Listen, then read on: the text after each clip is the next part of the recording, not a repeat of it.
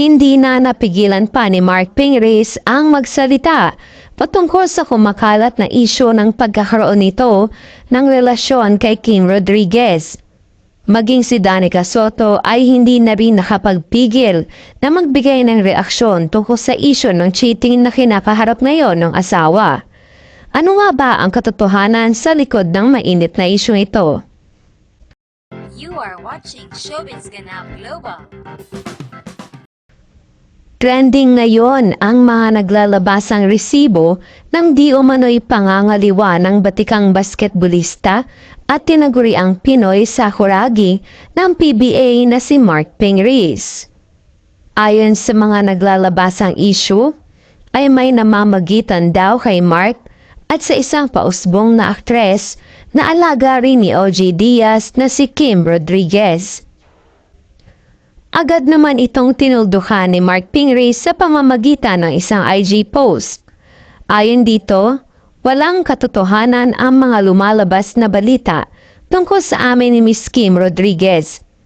Walang namamagitan sa aming dalawa gaya ng sinasabi ng ibang tao.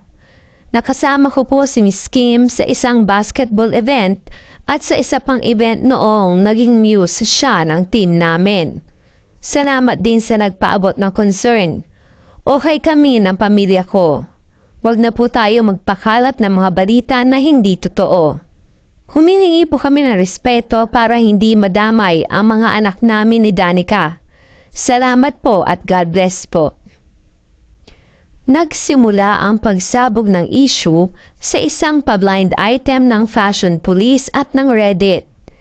Ayon sa mga pa-blind item ay may isang couple na maaaring maghiwalay dahil sa usap-usapang cheater ang guy. Nabanggit din sa blind item ang pagpo-post ng parehong litrato kaya raw sila na paghihinalaan na may relasyon. Base sa mga naging espekulasyon ng mga netizens ay tumutugma raw ang mga description ng blind item kina Mark Pingris, Danica Soto at Kim Rodriguez. Malakas ang hinala nila na sila ang tinutukoy ng mga pa-blind items na ito. May haka-haka tuloy na ang dating cryptic post ni Danica patungkol sa trust at betrayal ay may kinalaman dito. Ayon sa naging post ni Danica, trust is earned, respect is given, and loyalty is demonstrated. Betrayal of any of those is to lose all three. Ang tanong, sino kaya ang tinutukoy ni Danica na nag-betray?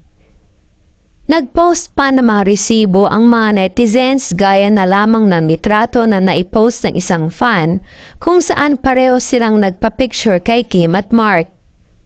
Maliban pa rito ay may naging pa-blind item pa noon na namataan ang dalawa sa isang ospital. Matinik talaga ang mga netizens pagdating sa pag-iimbestiga ng mga ganitong issue.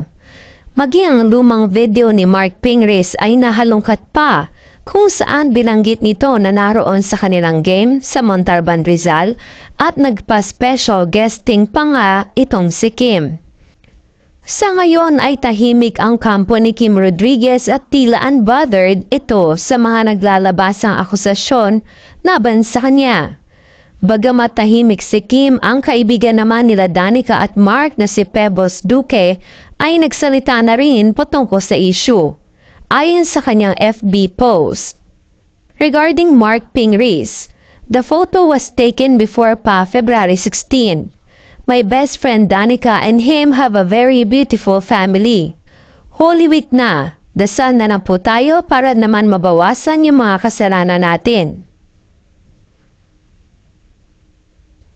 Kayo mga kachika, ano opinion ninyo sa isyung ito? Leave your comment below.